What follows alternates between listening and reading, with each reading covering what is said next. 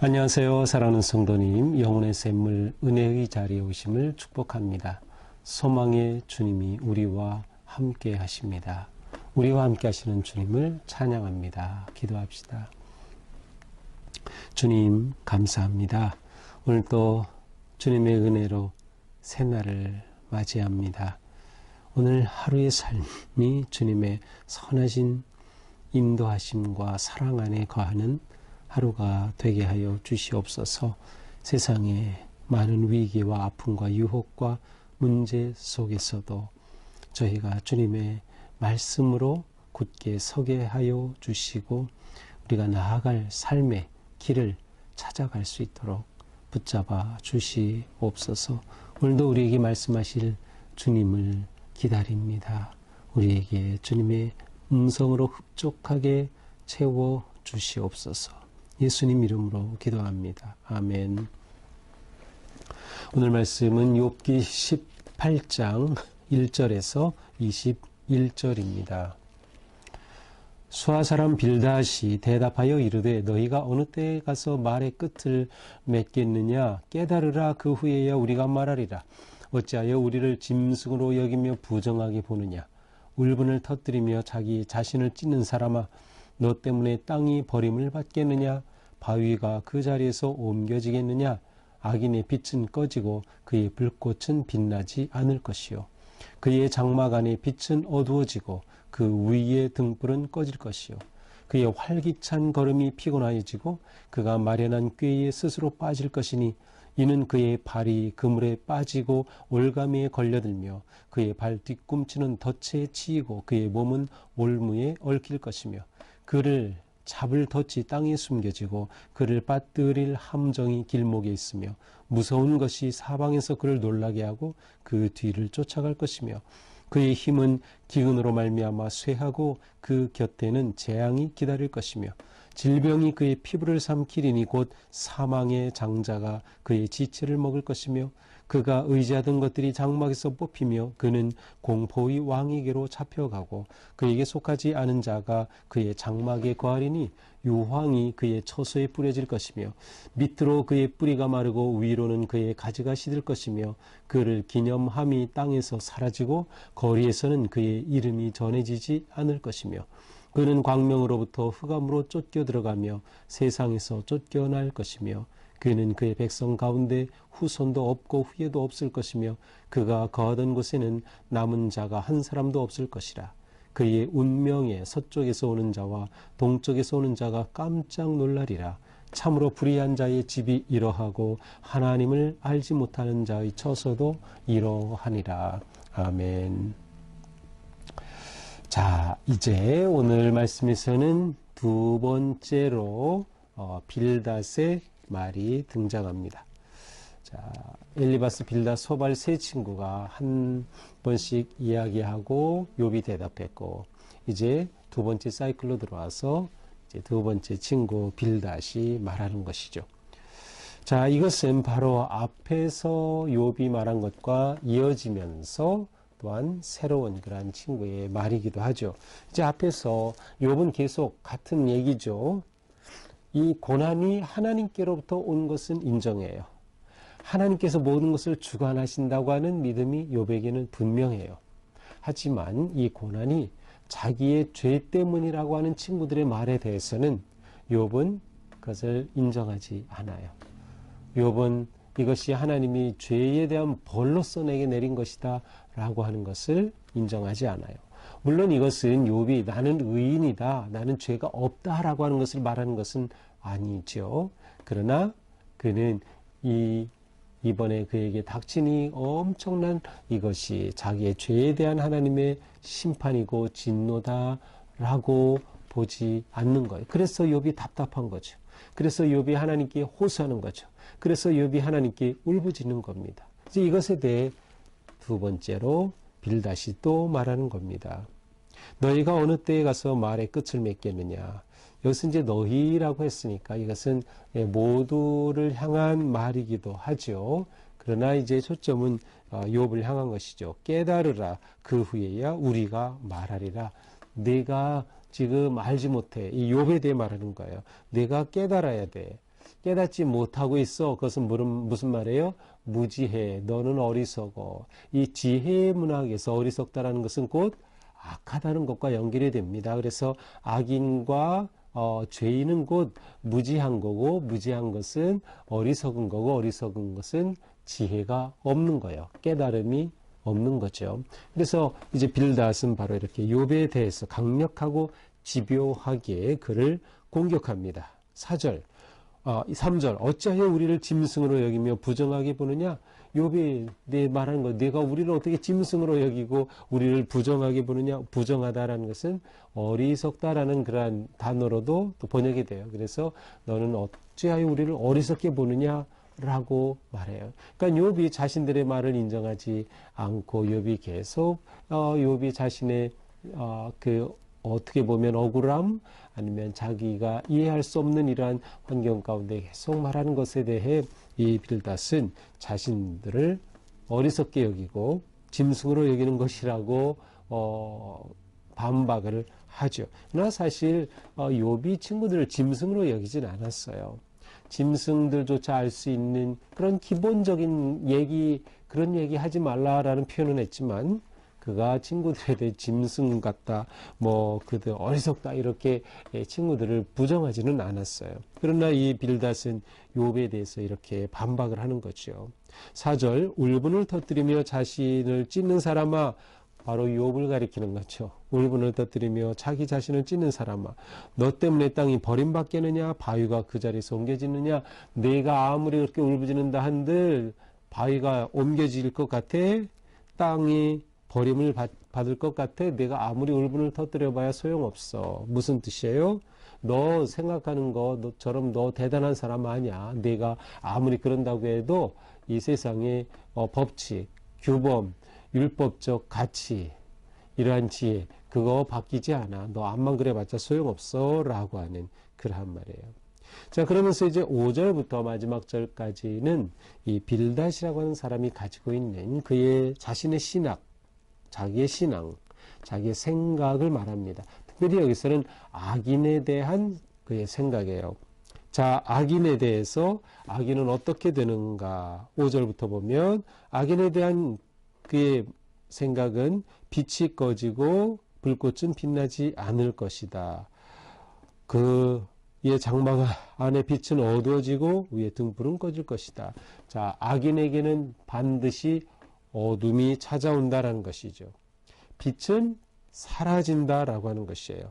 또 7절에 보니까 걸음이 피곤하여지고 기력이 사라진 것이다, 사라질 것이다. 그가 마련한 꾀에 스스로 빠질 것이다. 자기 꾀에 넘어갈 것이다. 악인은 자기 꾀에 반드시 넘어간다. 그러면서 그 뒤에 8절, 9절, 10절까지 세 단어가 나와요. 그거는 그물, 덫, 올무, 다 같은 개념이죠. 같은 이미지를 가지고 있죠. 그물, 덫, 올무. 이것은 바로 앞에 말한 내 스스로 내 꾀에 빠진다라고 한 것과 연결이 되면서 악인은 반드시 덫에 걸리고 만다. 악인은 반드시 그물에 걸리고 만다. 악인은 반드시 올무에 걸리고 만다. 그렇게 해서 어떻게 된다는 거예요? 멸망한다는 거죠. 그렇게 사라진다는 거예요. 그렇게 그는 죄에 대해 심판을 받을 것이다 라고 하는 것이죠. 또한 악인은 어떻습니까? 11절, 공포가 그에게는 찾아올 것이다. 또한 12절, 기근과 재앙을 만날 것이다. 13절, 질병이 그를 삼킬 것이다. 사망의 장자가 그의 지체를 먹을 것이다. 아주 끔찍하게 죽을 것이다 라고 하는 그런 뜻이에요. 그러니까 의인이 아닌 악인에 대한 이러한 심판이 분명히 있다 라고 하는 것이 이 빌닷이 말하는 것이에요. 자, 악인에 대한 것이기 때문에 이러한 일들은 곧 악에 대한 결과예요. 죄에 대한 결과. 여기서도 인과응보의 그의 사상, 생각, 신학이 그대로 참겨 있음을 볼 수 있어요. 모두가 다 죄가 원인인 거죠. 근데 정말 그런가요? 요한복음의 9장에 가서 보면 날 때부터 보지 못하는 시각장애인을 예수님께 데려와서 제자들이 묻죠. 이게 누구의 죄 때문입니까?